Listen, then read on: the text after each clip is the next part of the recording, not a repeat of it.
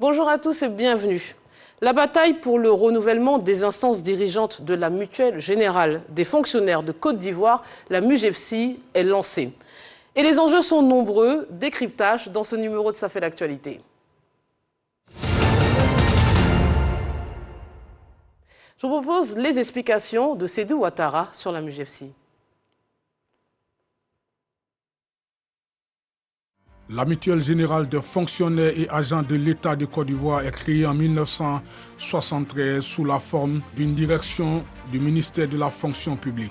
En octobre 1989, à la demande générale des syndicats de fonctionnaires, l'État ivoirien se désengage de la gestion de la MUGEFSI et confie celle-ci aux fonctionnaires.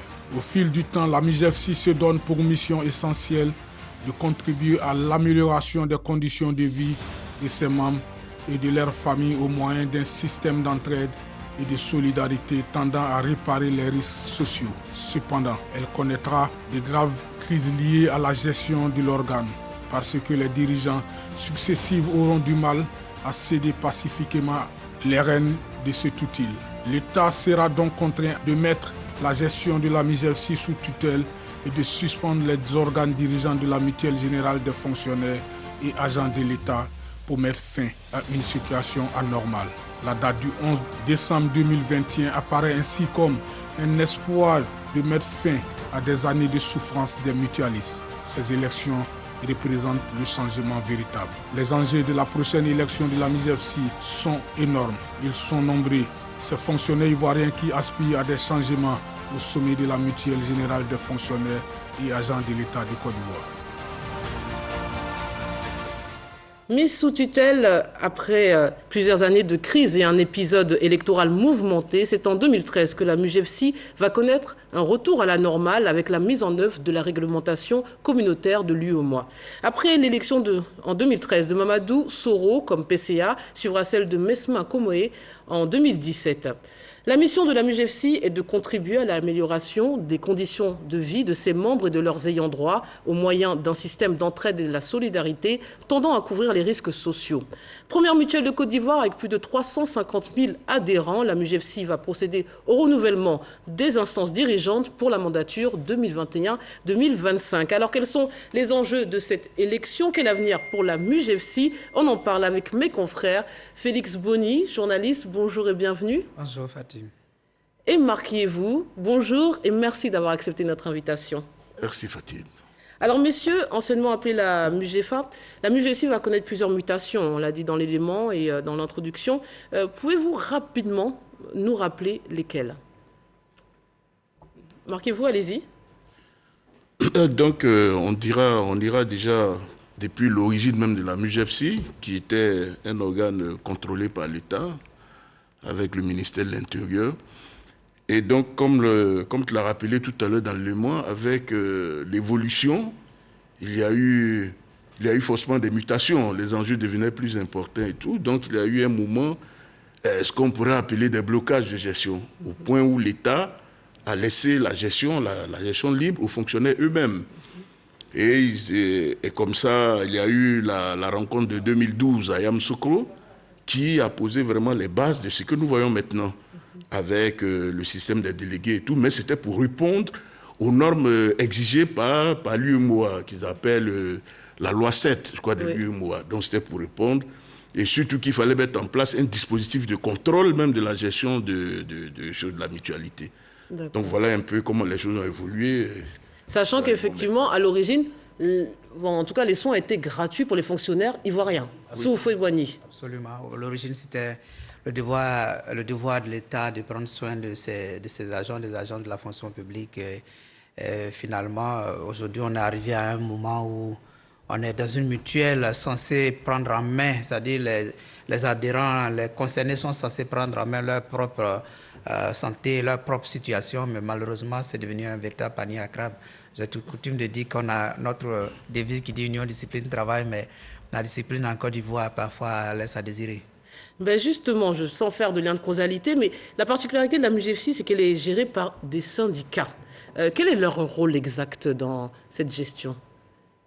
Bon, on va dire, dans cette gestion, en fait, dans la gestion quotidienne, dans l'opérationnel, ce ne sont pas les syndicats qu'on voit. Mais par derrière, il y a des syndicats. Parce que quand on parle des délégués, au niveau des différents corps professionnels, de tout pour arriver à l'élection d'un président conseil d'administration, le vrai travail se fait par derrière, par les syndicats. Mais dans l'opérationnel, on voit un conseil d'administration de 10 membres qui gère avec un directeur général nommé qui gère vraiment l'opérationnel. Mais je veux dire, les syndicats se battent pour le contrôle même de la mutuelle. Mais ça se fait de façon je dirais, voilée. Oui. Voilà, c'est un peu Est-ce que c'est voilé maintenant? C'est de visu maintenant. En fait, ça va de soi parce que quelle est la mission d'un syndicat? C'est se battre pour le bien-être des travailleurs. Donc, c'est normal que les syndicats s'intéressent à la MUJFC qui a pour mission le bien-être, l'entraide, la solidarité. Par contre, quand bien même des syndicats n'ont pas pour but de gérer le volet santé et le côté social des travailleurs, tout le monde se bat aujourd'hui pour contrôler la MUJFC qui est devenue quand même une machine à sous. On va en parler. Bien compte que voilà, tout le monde se bat, l'argent commence à créer Mais on va en parler. Alors, cette mutuelle, on précise, est obligatoire pour tous les fonctionnaires de Côte d'Ivoire. Ils sont plus de 200 000, mais on dénombre plus de 350 000 adhérents, puisqu'il y a aussi les retraités, les anciens. Les retraités. Voilà, donc c'est le 8e collège professionnel de Voilà, donc c'est pour ça qu'il y a un décalage entre le nombre d'adhérents et le nombre de fonctionnaires dans le pays. Que fait finalement la MUJFC pour ses adhérents? On sait que c'est une mutuelle, donc on imagine que c'est lié aux soins, principalement. Aux soins, voilà. C'est la priorité. Donc la première mission de la MUJFC, c'est d'assurer les soins médicaux de ses adhérents.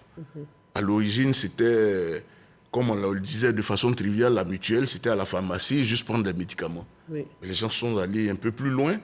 Aujourd'hui, vous avez un réseau de pharmacies, vous avez un réseau de médecins prescripteurs, vous avez un réseau d'ophtalmologues. Même des hôpitaux, j'ai cru comprendre. Des hôpitaux, dédiés, des cliniques, consacrés aux fonctionnaires. Voilà, aux fonctionnaires. On a même vraiment un réseau important aujourd'hui qui couvre le territoire, qui donc, et ils sont, je crois, pris en charge à hauteur de 70% par la mutuelle des soins. Les frais, je crois que le tiers payant est de 30% pour... 30% qui est payé par l'adhérent, oui. Mais en plus de ça, la MUJFC maintenant a aussi une sorte de banque qui permet de faire des crédits pour les fonctionnaires. Oui, au-delà de la santé, la MUJFC maintenant se comporte un peu comme une banque et même va, au niveau des actions sociales, même prend en compte l'éducation, c'est-à-dire des adhérents qui peuvent cotiser pour qu'au cas où ils auraient des difficultés, les enfants puissent continuer la scolarisation. C'est-à-dire qu'ils ont diversifié les produits. C'est vraiment bien pour que le fonctionnaire puisse bien se sentir si la maison est gérée de façon plus rigoureuse et que les initiatives prises soient vraiment au profit des adhérents. En fait, je voulais préciser que l'idée même de la microfinance était d'aider les fonctionnaires à sortir des griffes des usuriers qu'on appelle communément margouillas. Tout à fait. Parce que le constat était que le nombre de fonctionnaires n'arrivait pas à joindre des deux bouts à cause des margouillas.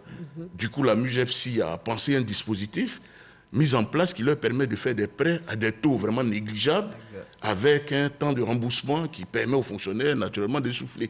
Donc, c'est un peu ça le volet social, en fait. Donc, il y a un apport véritable pour les fonctionnaires, en tout cas, à travers les différents exemples que vous venez de citer. Mais les fonctionnaires affirment qu'ils peinent à se soigner, des prestations censées être prises en charge par l'assurance ne le sont plus, et avec la généralisation, on va en parler, de la couverture maladie universelle, l'arrimage MUJFC, CMU ne plaît pas à tout le monde et est assez compliqué aussi. Quel est finalement le bilan de cette mutuelle à la veille du renouvellement de ces instances dirigeantes ? Puisque beaucoup se plaignent de la MUJFC. Si elle n'était pas obligatoire, déjà, vous pensez qu'elle aurait autant d'adhérents ? Oh, mais... Si ça joue dans la balance ? Oui. Bon, si elle n'était pas obligatoire, c'est sûr qu'elle n'aurait pas autant d'adhérents, parce que nous avons le choix, du moins les fonctionnaires ont le choix même des assurances. Oui, mais si c'était une mutuelle plébiscitée par les fonctionnaires, peut-être qu'elle aurait pu conserver son rôle de leader. À l'origine, oui, par rapport à sa mission première. Mais quel est son bilan finalement ? Quel est son bilan ? Parce qu'il y a beaucoup de contestations dans ces prestations. En fait, moi je vais dire, en termes de bilan, on ne va pas peut-être nous exercer à faire le bilan peut-être de l'équipe sortante. Mais ce qui nous donne de voir est que la MUJFC fonctionne. La MUJFC fonctionne, les fonctionnaires, les actes sont sont prises en charge. Il y a même des pharmacies, il y a même eu un renforcement du réseau des pharmacies avec la MUJEPSI. Ça, c'est des choses qui sont sûres. Mais Fatim, je veux dire, ne nous perdons pas souvent dans des critiques autour de ces choses-là. Au-delà de ces critiques, il faut voir souvent l'enjeu financier. Oui. Tout le monde promet un monde merveille aux fonctionnaires. Oui, c'est beau, c'est beau. Mais il y a le non-dit, en fait. Parce que quand on parle des enjeux colossaux au niveau de la MUJEPSI, il ne faut pas oublier que MUJEPSI, c'est quand même beaucoup de milliards à gérer quand même. Mais effectivement, plus de 58 milliards. Sur le bilan, vous pensez aussi qu'on leur fait trop de procès d'intention? Non. Où il y a des critiques fondées? Pas trop de procès d'intention, il y a des critiques fondées. La MUJEPSI, c'est bientôt un demi-siècle d'existence et je crois qu'ils ne devraient pas fêter leurs 50 ans, leur cinquantenaire dans une telle ambiance parce qu'il y a beaucoup de critiques au niveau des fonctionnaires. Vous voyez, il y a beaucoup de produits. Initialement, c'était une cotisation pour que les gens puissent avoir accès aux médicaments. Mais vous verrez par exemple qu'il y a un produit nouveau qui vient Ivoire Pharma, qui devient Ivoire Pharma Plus. Et il faut de nouvelles cotisations. Finalement, le petit salaire du fonctionnaire, il est obligé de cotiser encore davantage pour avoir accès à un certain type de médicaments. Alors qu'initialement, la cotisation de base ne lui permet plus d'avoir accès à un certain type de médicaments. Et tout ça, ce sont des goulots d'étranglement qui font que, et même au niveau des bons de MUJEPSI, le fonctionnement, même les week-ends, la MUJEPSI, le week-end, lorsqu'un fonctionnaire est malade ou un membre de sa famille qui est malade, n'a pas accès à des soins. Tout ça, ça veut dire que le bilan n'est pas encore positif. Il est mitigé. Il est mitigé. Avec une assurance au privé, que ce soit 24 heures sur 24. Si vous faites un accident, un sociétaire de la MUJEPSI qui fait un accident le week-end, mais il va falloir attendre le lundi pour avoir les moyens pour se soigner. Tout ça, c'est compliqué. Je crois que le bilan n'est pas aussi positif parce que les gens, ils voient l'enjeu financier et finalement, le travail est réel pour qu'il y ait un impact sur les adhérents n'est pas réellement fait. Ben justement, on va s'intéresser d'abord à l'élection et puis à cet enjeu financier. Et le mode opératoire de ces élections est complexe. Monsieur, on a échangé régulièrement avant cette émission et on est tous tombés d'accord sur la complexité de ce scrutin. Vraiment, un chat pourrait y perdre ses petits. Maintenant, contrairement aux idées reçues, ce samedi, on ne va pas connaître le nom du PCA. Il y a d'abord plusieurs étapes. On va les expliquer clairement aux téléspectateurs et aux fonctionnaires qui nous suivent. Là, le rendez-vous de demain, c'est pour élire d'abord des délégués. Le rendez-vous de demain, c'est pour élire les délégués. Il y a 300 délégués à élire. En fait, tout est parti de 2012, à la rencontre de Yamoussoukro. Les fonctionnaires eux-mêmes se sont assis. Ils ont désigné, ils se sont donné un nombre de délégués par région. Ils en ont une trentaine, je crois, 36 régions et districts. Et les délégués qui doivent être élus, en fait, les 300, sont élus sur toute l'étendue du territoire. Mais en même temps, les délégués comprennent les 8 corps de métiers qui sont répertoriés. C'est-à-dire des métiers d'enseignants les plus nombreux. Oui, la santé. Voilà, la santé jusqu'aux retraités. Et donc, en ayant désigné le nombre de délégués par région, vous avez par exemple Abidjan qui a le plus grand nombre de délégués, il en a je crois 91. Vous avez l'Agnébi-Tiassa qui en a 12. Bon, c'est eux-mêmes qui ont désigné. Il y a des régions où il y a par exemple un délégué. Et donc le truc c'est quoi? C'est que chaque candidat, ou du moins chaque liste, chaque équipe, s'arrange à avoir le nombre de délégués demandés par région. Oui. Je dis, par exemple, de l'Agnébi, chacun de nous à une liste. Oui. Quand on avait les 7 candidats, nous arrangeons à retrouver chacun des membres des collèges exigés, les 7 candidats. Donc, lorsque les gens font le vote de samedi, c'est pour déjà voter, comment on appelle ça, la liste que nous proposons. Et il aura, je crois, 292, je crois. 242 délégués civils. 242 délégués civils qui seront votés samedi. Oui. Et les 58 de l'armée, la gendarmerie et la police seront désignés par leur hiérarchie qui compléteront à 300 délégués. C'est ça. Et donc, les 300 délégués élus ont un rôle de grands électeurs. C'est ça. Ce sont les 300 qui, à l'intérieur, vont élire les 10 membres du conseil d'administration, c'est ça. Lesquels vont élire le président du conseil d'administration. Et les 300 élisent en même temps le président, du moins les 3 membres du comité de contrôle. Alors, c'est 2 instances qui sont élues. Pour être bien clair, effectivement, là, on a, si j'ai bien compris, 1500 candidats potentiels. Oui. Demain, on va en élire 300, donc 242 civils. Les autres, c'est la police, l'armée et la gendarmerie et autres. le conseil d'administration sera convoqué 15 jours avant l'élection du 25 janvier. Oui. Les 10 délégués du conseil d'administration seront connus et ces derniers vont voter, élire le PCA. Alors, ce qui est étonnant, messieurs, vous le savez mieux que moi, on a tenté de recevoir 5 candidats dont on parle régulièrement. Hein, je vais les citer nommément pour qu'on comprenne. Et avec vos explications, on se demande finalement quelle était la légitimité quelle est la légitimité de leur parole, puisque pour l'instant, ils ne sont même pas candidats. Ils sont au même stade que les 1500, les 1500 prétendants. Exact. Mais pourtant, tout le monde nous a parlé régulièrement de M. Zadi Nyanya Théodore, Nyobo Paul, Abonga Jean-Yves Koutouan, Karim Diakité Jean-Baptiste et Kamara Mam Assetou. Alors, vous voyez, c'est un système de démocratie très complexe à l'américaine. Il faut élire les grands délégués, les grands électeurs pour élire le président, et tout ça. Et donc, c'est pareil, un peu copié un peu sur le système américain, qui a habituellement, lorsqu'il y a des élections aux États-Unis, on voit le candidat des démocrates et le candidat des républicains, mais on ignore qu'il y a ceux de candidats inconnus. C'est le même système. Donc, c'est les plus connus qu'on voit. Les têtes de liste, un peu. Ce n'est pas forcément des têtes de liste. C'est les plus connus, ceux qui ont milité à la tête de syndicats, qui ont été quand même, qui ont une certaine réputation. C'est eux qui ont... Sinon, même parmi ceux que vous avez cités là, il y en a qui sont à l'intérieur. Quand vous prenez Abonga, c'est une liste de l'intérieur, c'est même pas une liste d'Abidjan. Dans ceux qui sont à Abidjan, qui ont les moyens, les médias, pour pouvoir s'exprimer, sont plus vus, mais il y a autant de candidats que possible. Et c'est à partir de demain, et lorsqu'on va lire les 10 délégués, les 10 membres du conseil d'administration, on verra clairement qui sont ceux qui sont réellement en bonne posture pour la présidente du conseil d'administration. Alors, un mot sur les noms que j'ai cités. On sait que Mme Kamara est un peu le dauphin du bureau sortant, en tout cas du PCA sortant.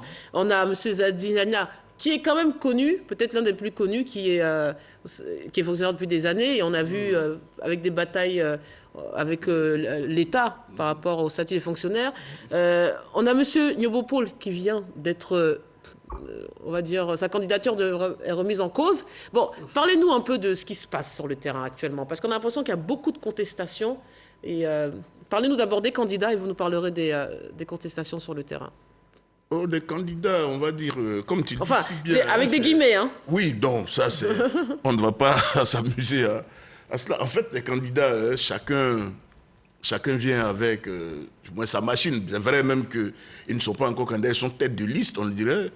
Contrairement à ce que mon ami Boni dit tout à l'heure, on peut les appeler déjà tête de liste, parce que c'est eux qui portent un peu leurs idées. S'ils ont la chance de maîtriser le collège électoral, c'est sûr que, bon, un d'eux sortira là. Oui, personne d'autre peut émerger. Hein. Voilà, pour le moment, c'est d'abord le coup des grands électeurs. Oui. Je pense que chacun va avec sa chance. Oui. Mais on a pour la première fois, par exemple, une dame qui arrive qui cherche à briguer le conseil d'administration. Elle était vice-présidente, je crois, deuxième vice-présidente. Du bureau sortant. Oui. Elle est la candidate du bureau sortant. J'en discutais avec des amis, elle est la première femme à briguer. En plus, elle est, je crois, la première personne du corps médical. Généralement, c'est les enseignants. Quand on prend les noms, il y a eu plus d'enseignants qui sont... Comme PCA, c'est ça? Oui, comme PCA. Il y a eu Soro, les plus derniers Soro, Mesmer, ouais. Tout ça, ce sont des enseignants. D'accord. Bon, donc, Zadi, par exemple, qui cherche à entrer, c'est des gens qui connaissent bien la chose pour avoir été des syndicalistes. Donc, je pense que chacun vient avec ses chances. Et puis... on verra vraiment, je n'ai pas envie d'entrer dans certains développements parce que je ne suis pas porteur de la voix d'un candidat ou d'un groupe. Je comprends. Mais voilà, je pense que chacun, avec ses arguments, pourra... Alors, parlons du budget, vous l'avez dit, hein, on va parler du nerf de la guerre, l'argent. Et le budget annuel de la MUJEFSI est de 38 milliards de francs CFA par an. La loi autorise les dirigeants à prendre jusqu'à 20% de ce budget pour le fonctionnement de la mutuelle, soit autour de 8 milliards quand même. Ce sont des sommes astronomiques. Hein. Le reste étant dédié aux prestations et c'est la masse salariale qui engouffre finalement l'essentiel. Messieurs, sans faire de procès d'intention, est-ce que ces milliards attisent la convoitise? Bien évidemment. Vous verrez que des gens rendent très pauvres. J'ai intégré à la MUJEPSI en sorte bien noté. Ils y rentrent avec la forme filiforme de Boni, ils en sortent comme Marc et vous. Ça, c'est donc c'est avant, après. C'est la version. Vous devez en sortir alors. Que l'agence attire les convoitises et toutes les contestations qu'on a actuellement, c'est bien évidemment l'argent, le nerf de la guerre. Et cela fait que la MUJEPSI est devenue aujourd'hui j'allais dire la cible privilégiée de tous les syndicats. Quand vous voyez quelqu'un créer un syndicat, son objectif c'est d'atterrir à la MUJEPSI, finir à la MUJEPSI. Et ça crée un problème. Et ça pose un gros problème par rapport à ce que la Côte d'Ivoire connaît aujourd'hui, les problèmes de gouvernance. Moi, je dis qu'il faut que tout le monde porte un regard sur des structures comme la MUJEPSI parce que c'est des gens qui travaillent pour la masse. Et à un moment donné, lorsqu'ils ne font pas bien leur travail, qu'ils sont là pour juste de l'argent, les populations qui ne sont pas bénéficiaires, qui sont bénéficiaires et qui ne voient pas ce qui se passe, ont l'impression que l'État ne fait rien pour eux. C'est pourquoi les ministères impliqués, la santé, la fonction publique, je dirais même que les structures de bonne gouvernance comme le secrétariat à la bonne gouvernance doivent avoir un regard sur la gestion de ces sommes atomiques et même la gestion de ces élections pour qu'il y ait une sorte de transparence pour permettre à des gens qui vont venir d'avoir un programme bien précis, une gestion bien saine. Et pourquoi pas, la MUJEPSI, on ne connaît même pas le salaire du PCA. Il faut définir le salaire du PCA. Là, certains candidats, j'ai cru comprendre, proposent de réduire le train de vie, justement. Tout ça commence par délimiter tout au cours d'une assemblée générale. Peut-être leur imposer le système. Il faut baliser. Marc, il faut baliser par exemple en disant qu'il faut déclarer les biens de tous ceux qui arrivent à la tête de la mutuelle, comme ça se fait au niveau allez-y. Je voulais même aller un peu plus loin. Je dénonce un peu, je ne dirais pas le laisser aller, mais entre griffes de l'État, c'est-à-dire cette liberté de gestion de la mutuelle. Nous avons un exemple, il y a juste quelques années en arrière, dans la filière café-cacao. C'est ce que j'allais dire. Quand on a pris le risque de libéraliser, de demander aux planteurs de gérer leurs affaires, on a vu ce que ça a donné. Absolument. Alors qu'on sait que cette production-là, à partir du DUS, le DUS qui est prélevé dessus, sert à faire toutes sortes d'investissements dans le pays. L'État a laissé, on a vu ce qui s'est passé. Ils se sont tous retrouvés en prison. Aujourd'hui, chacun a pris sa manne et puis bon, il s'est assis. Absolument. Je pense que l'État, même en voulant faire confiance aux fonctionnaires, mais il faut mettre en place un dispositif de contrôle rigoureux. Mais justement, parlons de ce dispositif de contrôle. Parce que quand on écoute leurs explications, puisque finalement j'ai écouté toutes les parties et ceux qui ont la gestion de ces élections, on nous dit, je demandais s'il y avait un système de contrôle, on nous dit oui, bien sûr, mais les gens disent que cette instance de contrôle est inféodée au PCA. Voilà. Puisque les tissus, ils sont issus de son bureau. Absolument. Donc c'est quoi? C'est un conflit d'intérêts évident? Je voulais, par exemple... Du coup, il n'y a pas de contrôle. Quand on est inféodé à celui qui dirige... Bon, ce sont leurs termes. Ça devient une maison ça devient un groupe venu manger en griffe. Le verbe le plus conjugué en Côte d'Ivoire, malheureusement, ces derniers... Quand par exemple, Fatim, on dit que il faut consacrer 80% du budget, comme on appelle ça, aux prestations. Mais ça, c'est lui et moi qui l'impose. Oui. Mais dans les actes, essayons peut-être de comprendre. Est-ce que les gens utilisent vraiment les 80%? Mais la question se pose avec la CMU. Voilà. En essayant de comprendre cet arrimage, on se rend compte que finalement, c'est complexe et ça pose question. Mais la CMU, c'est 900 millions que la MUJEPSI injecte dans la CMU. Mais en retour, l'État, qui est la structure patronale, reverse 500 millions. Voilà, mais les cotisations, les cotisations augmentent et on demande de payer 10 000 francs en plus pour avoir une carte intelligente. Non, mais en fait, l'arrimage n'augmente pas réellement les cotisations puisque l'État supporte déjà. Ouais. Oui, mais on nous explique, encore une fois, hein, tous les protagonistes qu'on a eu au téléphone nous expliquent que l'arrimage, il y a cette somme de 900 millions, voilà, et que finalement, puisque la CMU, si elle rentrait comme elle est actuellement en fonction, il devrait plus avoir de MUJEPSI, puisque c'est la CMU qui est obligatoire. Non, bien au contraire. Je dis bien au contraire. Non, la MUJEPSI a sa place. Parce que la CMU, je dirais, comme on le dit, la CMU ne s'occupe en fait, n'intervient juste au premier degré, en fait. Oui. Tout à fait. Et tout ce qui va au-delà est pris en compte par la MUGEFSI. La MUGEFSI, c'est comme les autres assurances. Et toutes les assurances en Côte d'Ivoire sont arrimées à la CMU. Ça ne devait pas poser problème. Ça ne devait Mais pourquoi ça pose problème au sein de la MUGEFSI? Ça pose problème au sein de la MUGEFSI quand les dirigeants veulent expliquer leur mauvaise gestion par l'image de la CMU. La CMU, c'est 900 millions, mais en retour, l'État donne 500 millions. Il faudra aussi prendre en compte cela. Alors, le processus électoral est à peine commencé, que l'on voit des contestations se multiplier. Je vous ai dit tout à l'heure des candidats désavoués, la logistique critiquée, on a dit qu'il n'y a pas assez de bureaux à Abidjan et autres. Que se passe-t-il exactement sur le terrain? Quels sont les retours dont vous disposez? Parce qu'on a l'impression que ça a mal commencé. Hein? C'est des bonnes guerres, ils sont en campagne, c'est des bonnes guerres. Plus on arrive à éliminer certains candidats, on réduit la liste, elle devient encore plus short et puis on a plus d'avantages, j'avais dit plus de chances d'être élu. Vous voyez que le bureau sortant a, mine de rien, 2 candidats. Vous voyez la dame qui est du bureau sortant, candidate du bureau sortant, mais également on a Nyobo Paul qui également était du conseil d'administration sortant. Donc il faut arriver à annihiler les chances et puis voilà, se donner plus de chances d'être élu. Dernière question, monsieur. Faisons un peu attention aux commentaires en période électorale. C'est ça, c'est clair. Oui, en les période propos. électorale, des propos, on ne te dira jamais que le conseil d'administration sortant a bien travaillé. Même quand on sait, il faut toujours trouver la petite bête. Oui, pour justifier. Se faire passer, pour montrer qu'on a le meilleur profil, pour se retrouver encore dans la même chose tant que l'État ne contrôle pas. Dernière question, monsieur. Ces élections ne risquent-elles pas d'être contestées? On a l'impression que vraiment, après les élections politiques, c'est l'élection la plus complexe et peut-être qui sera contestée. C'est la raison pour laquelle il faut que les autorités y jettent un regard. Même l'élection passée, le président passé, quand il avait été battu, il avait eu du mal à passer les charges, il fallait qu'on lui mette la pression. Donc, c'est vraiment un panier à crabe, mais il faut que les autorités y jettent un regard. Rassure-toi, contestation, le ciel ne nous tombera pas dessus. On est habitué au bruit de la MUGEFSI.